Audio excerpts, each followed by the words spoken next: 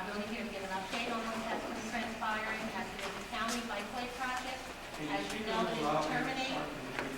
As you know, the project terminus currently is in the Arroyo Seco within the Montecito Rec Center. Can you hear me? Montecito Heights Rec Center. So that's where it ends now, and it naturally comes out of the river, and then it runs alongside the far edge here of Montecito Heights Rec Center to the parking lot. And from there, it basically ends as a bikeway. And then you're on the street. And for the city, we have the Sharon Lane on Cher. But the concept was that it would continue and eventually connect with the Confluence. That was the theory. Over the years, it's gone through many different configurations. The last one, when we came into office in July 2013, this project landed back on my desk again, something I dealt with back in 2001. And I looked at it and said, where is it now? And the last I heard was that, and I brought in the county to discuss it, the supervisor's office is still in support of moving the project forward.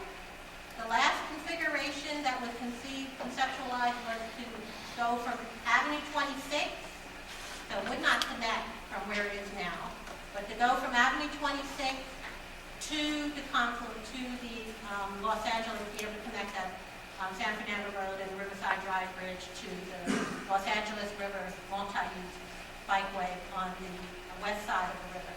So that was the theory. Again, a lot of money was spent apparently on design, and in the course of that time period, we also required that Caltrans was going to be a partner on this. Caltrans had funding for it, then Caltrans lost the funding. And it was going to go adjacent in order to get, I mean, those of you who know the area, which I know you do know very well, it was meant to go along Caltrans property from Avenue 26, city's property, the backside of the Gold Line parking lot. That's at the Avenue 26 station, and then under the freeway, and then to connect to San Fernando Road there. And alongside the city's Bureau of Sanitation Central Yard on San Fernando Road. But then the funding was lost, and that's where it ended. When we came into office in July 2013, the supervisor's office contacted us again, and then we started dialogue again in 2013. In November of 2013, I asked our city departments, particularly the Department of Transportation, because those of you who know this area very well, getting across Avenue 43, take your life in your hand, just to get across the road, because we have on and off exits for Avenue 43 on the Arroyo Seco Parkway. So that was first and foremost. How do we get people across the road? Asking our Department of Transportation to look in there, what type of signals, kind of activation. Those of you who may remember back in 2011, 2012, the Arroyo Seco Byway Parkway study. You remember that one in terms of the partnership? In there were several plans and concepts, and in there, Caltrans had agreed to do reconfigurations of Avenue 43 exit to make it safe. So there were inquiries made to Caltrans as to what's the status of that before we start going in there. And the status of that is in that study document, but nothing's happening with it until there's funding. Okay. Does that sound familiar? Nonetheless, don't want to give up, because we have several things in the plans in the makings here. The Arroyo Seco feasibility study that the Corps of Army Engineers is going to be commencing. Who is we? And we, I'm talking about the general public, but in this case, we being the community, the city, the county, the state, all the entities that are involved, the Army? money. The Army? Army Corps of Engineers is doing the study together with the county's Public Works, oversight of the coalition of the Arroyo Seco organizations that have been working very collaboratively. The Arroyo Seco Foundation has been very active in this. The city families in terms of our Bureau of Sanitation, our Los Angeles River folks, the Board of Public Works, all of them have been working collaboratively. up and down, because the Arroyo Seco runs from the foothills. So we're going from up there, so we have cities of Pasadena in particular, and the cities of South Pasadena that are actively involved in this.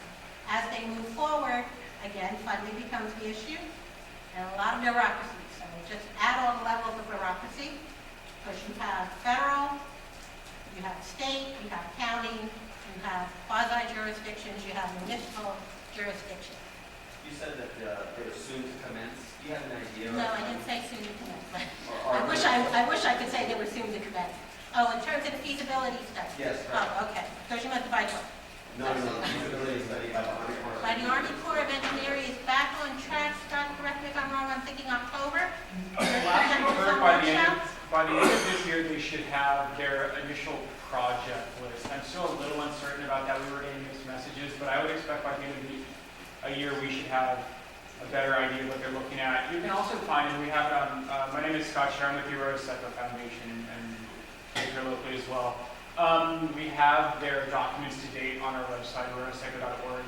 Talk to me if you'd like more information. I can link you to those, which give you a good overview of the scope of the project and the areas they're looking at for that. But by the end of this year, we should have something more concrete. However, just for purposes of community, am I not correct that there are 2 community workshops, one that's going to be held in Pasadena, and then one that you will be holding as well? Right, so we're just about to really launch this publicly. We are going to organize, okay, so I guess I'll make a little announcement thing. If it all ties together, it'd be helpful. Arroyo Seco Foundation. So we are going to be holding a couple of community engagement workshops. This is a concept that we're putting together called the Arroyo River Parks. We're really looking at the ways we can integrate the parks that currently exist along the Arroyo Seco with the core study and other uses that people are looking at for these areas. We're going to host a couple of workshops. I believe the dates off the top of my head are Saturday, October 25th and Saturday, November 8th. The first one will be, the October one will be here in Highland Park at the Arroyo Seco Branch Library. The second one will be in Pasadena at La Cedillo Arroyo on Arroyo Boulevard. Again, the Arroyo Seco Foundation has more information about this on our website, www.arroyoseco.org. I can provide you with more information. We should be posting official announcements, flyers, and social media blasts within the next couple of business days. It's really important for folks to participate in this, because that's the input. When we say we, who needs to have that input? All those public entities that are making decisions to get that input on what projects you would like to see incorporated. Right, and yeah, and one thing more to say to that is we saw with the Los Angeles River Corps study, the Arbor study, that the Corps recently recommended the most ambitious alternative on. Support from local sponsors, support from grassroots stakeholders was very key to getting that package, the alternative 20. And so what we're trying to do is build greater community support here within the Arroyo Seco communities for that, so we can get that same kind of support from the Corps in our study as well. So far we've been doing very well. We've had a lot of participation from local government. The Los Angeles County is the lead local sponsor, the city governments are sponsors as well, and we're looking to really strengthen that, especially at the grassroots level, get more public participation in this, because as I said, we're looking at getting some more concrete project lists soon, very soon, and we want to make sure that the public's interest is represented in that process. What happened to the money for the Cedillo bike lane study? Is that being transferred over, or is that already spent? Are we studying going? That's a completely different project. There's new money coming into this. This is a U.S. Army Corps of Engineers ecosystem restoration feasibility study. If you're familiar with the Los Angeles River Restoration Study, it's the exact same program. It's the same process. The Figueroa Bike Lane money is. Scott, we're not talking about Figueroa Bike Lane stuff. Okay, I'm just clarifying. I'm asking about the money. I'm asking about what happened. That's not on the agenda. We're talking We can only talk about things that are on our agenda, and we also have a system that we have to kind of follow with the public, with the cards.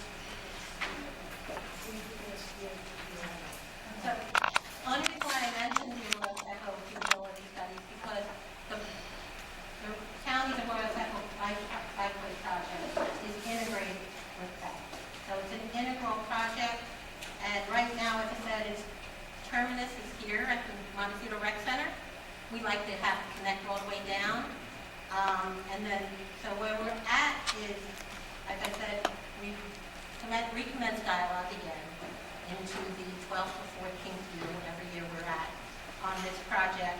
And we first and foremost wanted to address the safe crossing at Avenue 43, the connectivity for both bicycle, as a bicycle trail, as a multi-use trail, bicycles and pedestrian trail, to connect to Pasadena Avenue and to the Gold Line station there.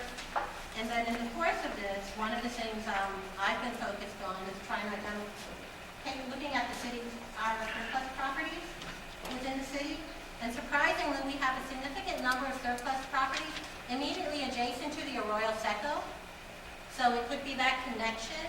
And I'm sure many of you are familiar with the Gauntlet, which is a hazardous pedestrian overpass over the Arroyo Seco Arroyo Parkway that our students, our children have to cross every day to get from this side to school over in the middle school over at Nightingale. And it's a very hazardous walk. And that was another project that is identified in the Arroyo Seco, the Parkway study. And we'd like to get that done. So these are things to how we're connecting and looking at what all the projects are for pedestrian safety, bicyclist safety, to activate this area and get our students, our residents, both from a recreational, for multiple users, whether you be a commuter, you just want to be out there for recreational purposes, but on a daily basis, our children have to go across that gauntlet to get to school. So that connectivity, we're looking at that. I don't know how many of you know that when the Gold Line was constructed, the county actually paid to have a tunnel that goes under the Gold Line adjacent to the Arroyo Seco. It was done with an anticipation that this bikeway would actually go that way, get under there and connect. So that tunnel is built. It's there. Yeah. It goes under the Gold Line as it goes over the freeway. So right there adjacent to, as you're on the other side of Pasadena Avenue, those of you who may be familiar with what we call the Welch's side, it's a very big open space that's really toxic. But it's a huge vacant piece of land. So amazing what kind of open space we have here in the city. It's an open space area, but it's very toxic. But we own land adjacent to it that's wide enough, significant enough for a pedestrian and a bicyclist trail. So we like to have that connection. So that's one of the things we've been looking at, making that connectivity. And so the city owns, meaning Recreation and Park, owns the property, the Loomis Home parcels across the street on Avenue 43, owns the parcels all along Homer as it goes to Heritage Square, all of Heritage Square, which is City Recreation and Parks, that goes exits out on Pasadena Avenue. So that was a concept back in 2001 to go that way. And we're back at that concept because it makes the most sense. It makes the most sense when you're on city property. It makes the most sense because it's recreational space. It makes the most sense because we have the river feasibility study coming through. We can have parkways and greening. It makes the most sense because we have children on the other side on Pasadena Avenue, those low-income families, who need to have park space. And they have to have a safe way, not only to get here to Montecito Heights Recreation Center, but it'd be nice if we can activate that other side of what's Heritage Square land right now that is recreation and park land, but under a lease agreement. So we're looking at all of that. In addition, the city has obtained funding for pedestrian and transit improvements along Pasadena Avenue. So one of the things is to ensure that we have a safe crossing. We just talked about safe crossing across Avenue 43. Now many of you know what Pasadena Avenue looks like. So we need a safe crossing across Pasadena Avenue. So we're looking at a signalized intersection at Carlotta, and also where the exit and entry to the parking lot of the Heritage Square Gold Line Station. Forgetting. But that's the connection of you asked me for an update, that's all part of the Arroyo Seco bikeway. It is? Yes, Is the it is. bikeway in lieu of the Figueroa bike lanes, or is it? This is a county project. It's a county, I'm only giving an up. update on the county project that we are now entering, trying to assist them So in what moving is it that forward. connected? It's a totally, they're totally They're not connected. They're not connected. They are not connected at all. One does not take away from the other. One does not, in fact, they complement, okay? Within whatever, we have sharrows, bike lanes, bike routes, all through the Northeast, should each complement and connect together, one way or the other, whether you agree or disagree, but that's what we're looking at this project as part of a larger project of the comprehensive route of bicyclists and pedestrian trails, whether it be route, lane, sharrows, whichever way, but also we're looking to make sure that our children, in particular, our residents, have the opportunity to have a healthy living environment. So that's what we're looking at, and we want them to do it safely. So we're looking at the crossings and how to connect and connectivity. So with this discussion, we did a site visit at the Heritage Square back in August. I brought in the city departments, who talked to each other, our recreation and parks, talked to our Department of Transportation, talked to the other public works department bureaus, talked to the county, so we can work collaboratively to do this. And so we are moving forward as a concept. The most important update is, out of all that funding that was available, even though allotments have been spent and now those plans are thrown to the side, that they still have a little over $350,000 for construction costs. And where is this money coming from?